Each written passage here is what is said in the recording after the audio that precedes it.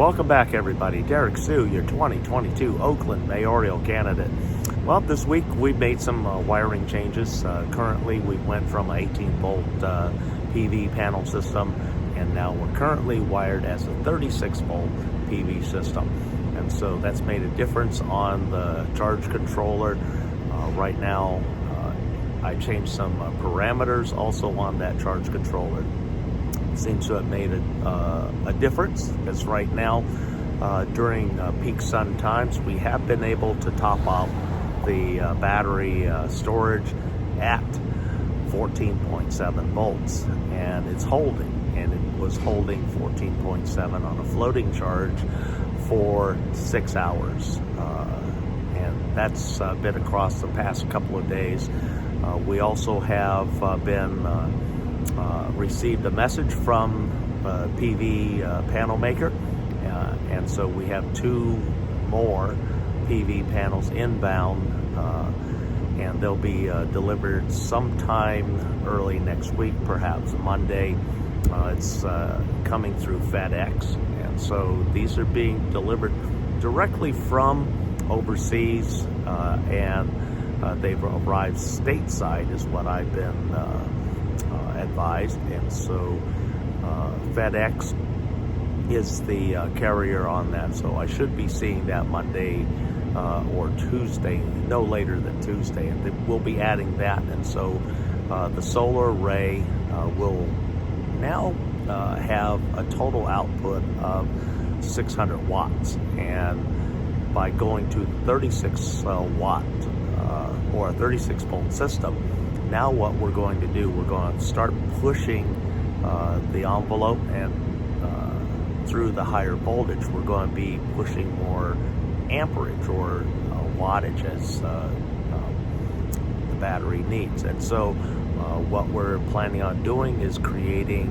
an overhead, and then we're going to put up to 14 panels. That's 1,400 watts of electrical input into our battery bank is what we're planning here for the near future.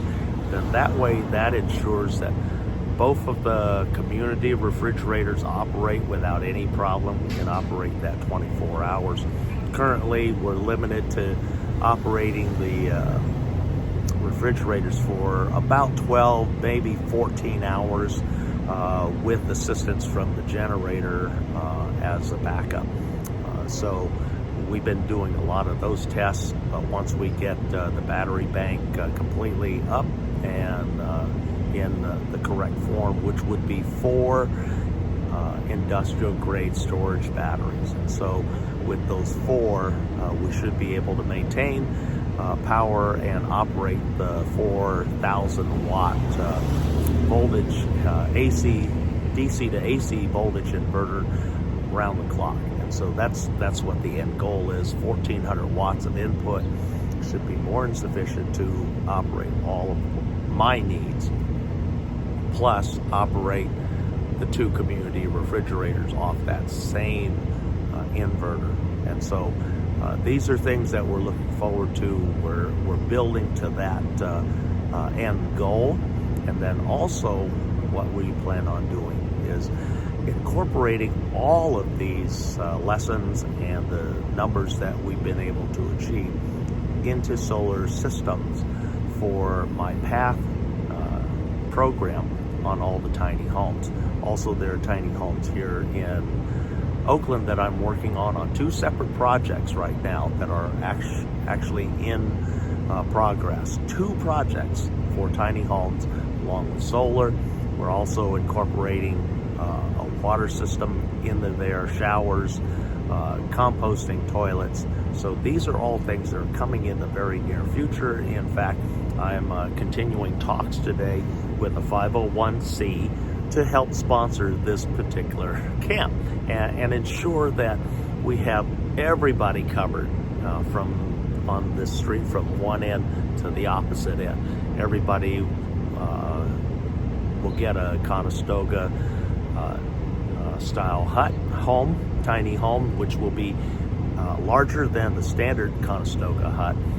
We're looking at 160 square feet, incorporating the water tanks, the shower, the heating systems, the electric with solar, also solar heat collector for water. So we'll be attaching an infrared solar water heating collector to the system, and that will be attached to a 20-gallon or a 10-gallon hot water tank, which can be operated on very cold days or in the middle of the night. If there's a need for hot water, simply flipping a switch turns on the hot water tank, which will draw 1,800 watts to 2,000 watts on a single phase 120 volt AC line.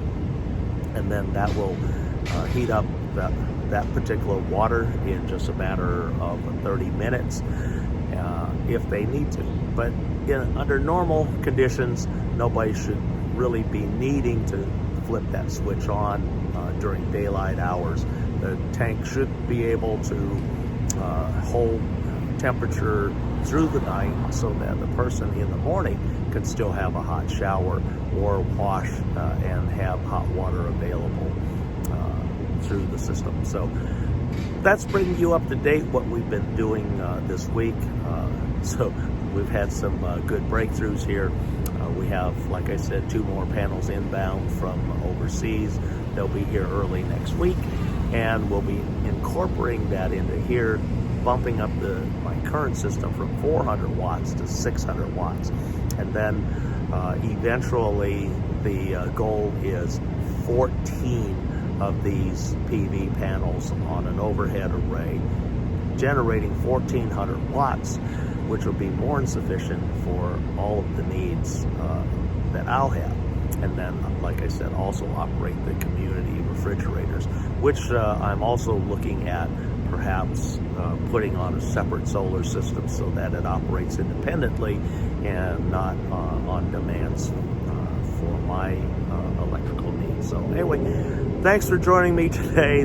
Brought you up to speed on things. Stick with us. We'll be doing the installs of that PV panel early next week, and you'll see it right here when we do it. Thanks for joining me today. We'll be right back.